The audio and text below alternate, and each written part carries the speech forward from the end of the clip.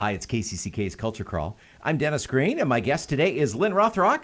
Lynne Rothrock. Dennis Green! Hi. I'm so glad to be back. It's so good to see you. You too. It's just, these last few months, it's just kind of been the Culture Crawl reunion tour. Good, yes. All the people who haven't been back for a while are coming back. Right. Oh, good. Who we didn't see That's for so a long, good. long time are now, know. things are starting to come back, even Yeah. though we're, Yes. still trying to figure out how to do it in such a way that Everybody keeps feels everybody safe healthy and feels safe. And so, but you are back, and you've got the first concert in the Opus Concert Cafe since, the first public concert since the DeRay show, for sure. Since the DeRay show, because it was damaged, But we did some streamed concerts in there for First Friday and Right. some other events during the pandemic, but no public shows. Right. So this would I even did a live stream event in there. I forgot. I did a live stream event in there in August. But you're right. I am the first back, and I'm so excited. It's the Great American Songbook.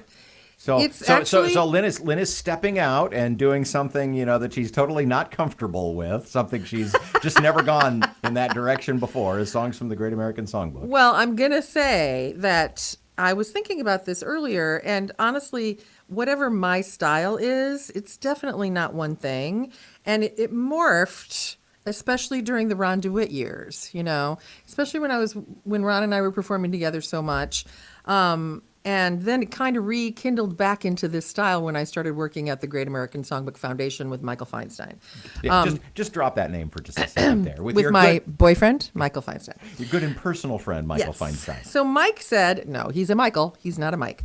But anyway, I've been introduced to a ton more of that kind of music.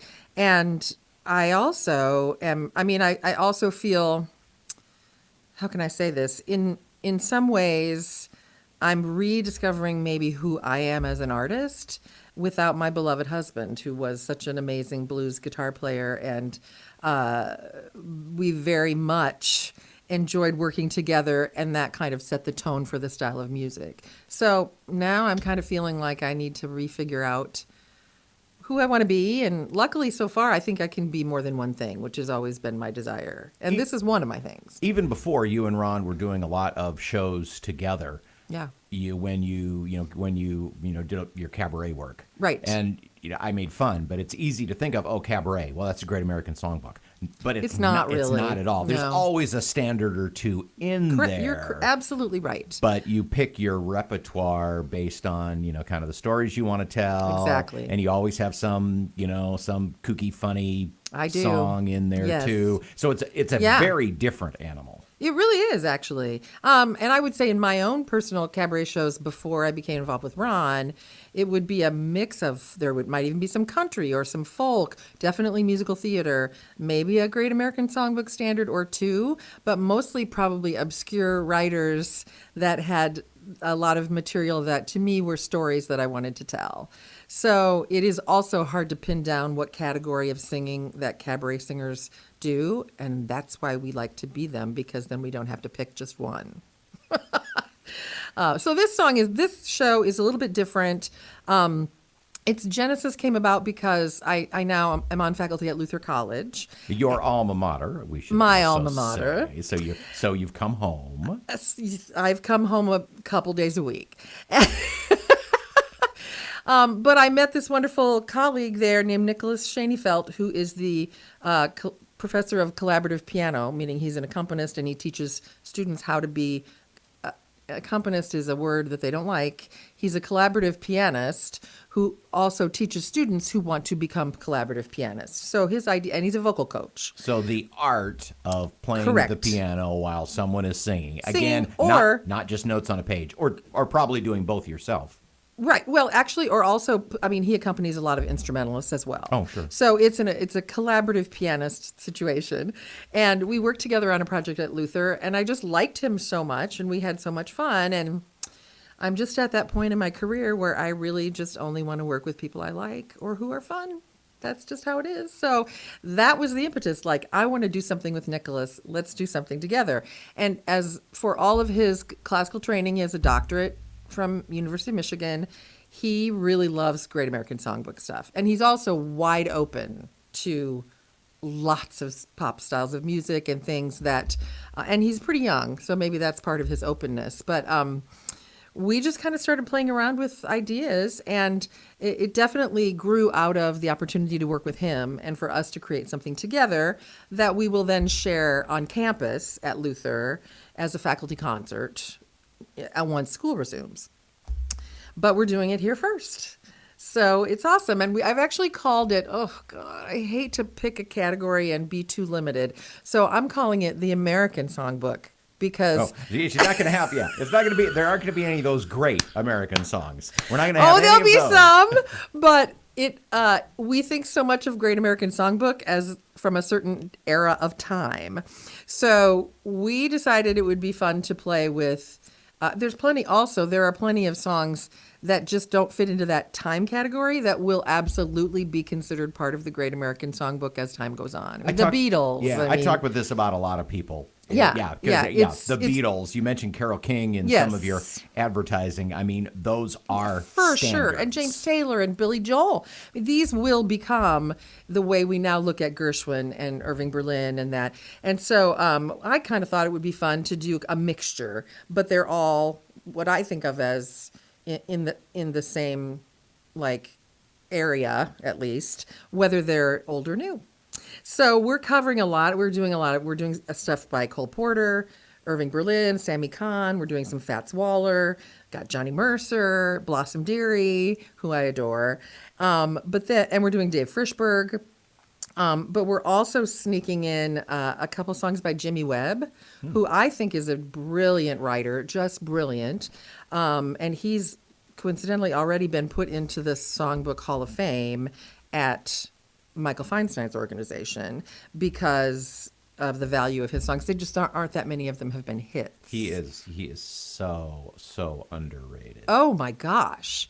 I mean, I think people would probably know Wichita Lineman by Glenn Campbell, which I always used to think was just an old country song. And then I listened to the lyrics and I'm like, oh my God. Well, by the time I get to Phoenix. Yeah. I mean, that is an entire tragedy in 3 minutes and 16 seconds. Exactly. And he has so many great songs. So we picked a couple of those. And then I'm doing a couple Susan Werner songs, who's an Iowa native.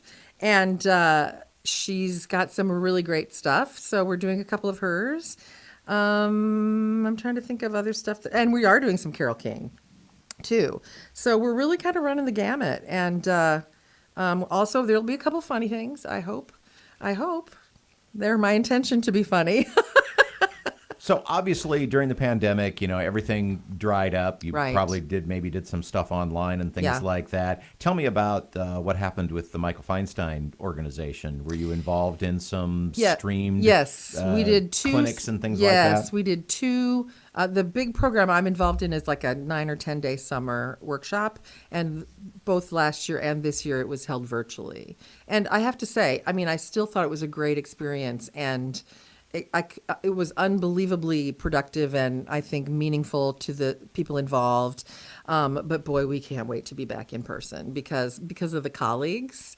We love each other so much. And so for us to be able to be together during that time, it feeds, at least for me, it just feeds me creatively to be around all of those people. And they're so amazing and all of the creative energy that's going around.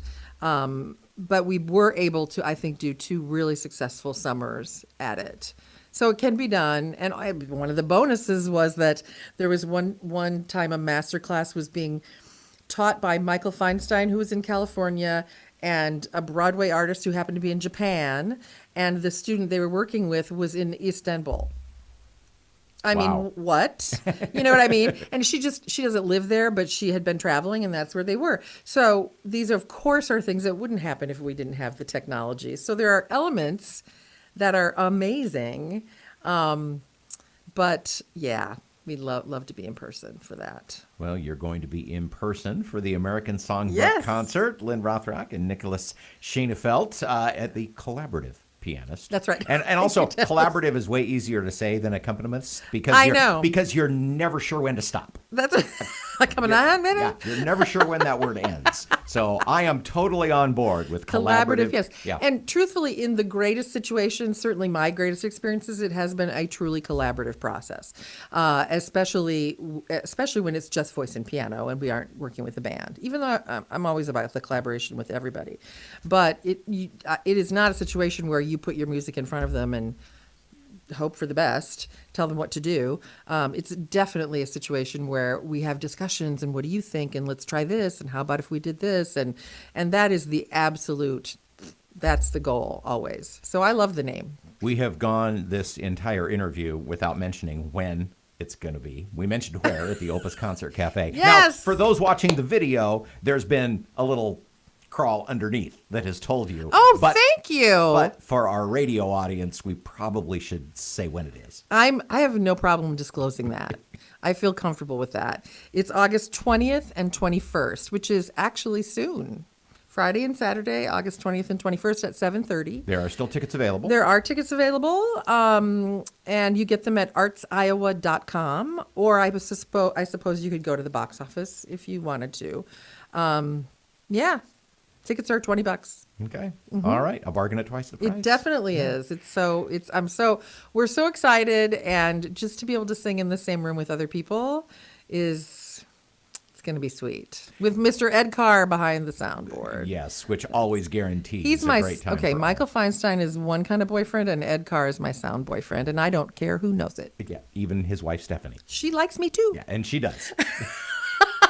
It's the American Songbook with Lynne Rothrock, August 20th and 21st at the Opus Concert Cafe. Tickets at artsiowa.com. Lynne, thanks so much for being here. Thank great you to so see much. you in person. Great to see you too. Thanks, Dennis. You can hear the Culture Crawl live on the radio many weekdays at 10:20, or download the podcast, watch or listen on your own schedule at kcck.org/culture, or however you get your podcasts. I'm Dennis Green, and I'll talk to you later.